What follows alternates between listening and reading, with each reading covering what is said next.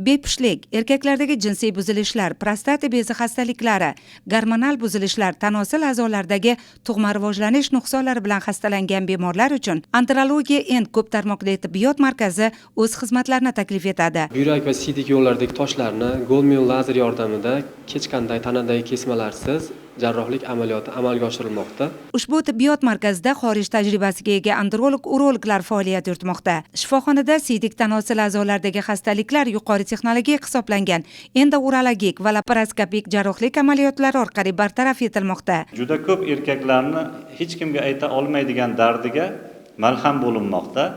Bizda ayniqsa birinchi vazifamiz erkaklar bepushligi. Agar sizda reproduktiv tizimda muammo bo'lsa, albatta androlog shifokorga murojaat qiling. Organizmda kuzatiladigan vaqtinchalik muammolarga albatta yechim bor. Bu uchun Andrologiya End tibbiyot markazining haqiqiy mutaxassislariga murojaat qilishingiz kerak. Manzilimiz Namangan shahri, Davlatobod tumani Porloq mahallasi.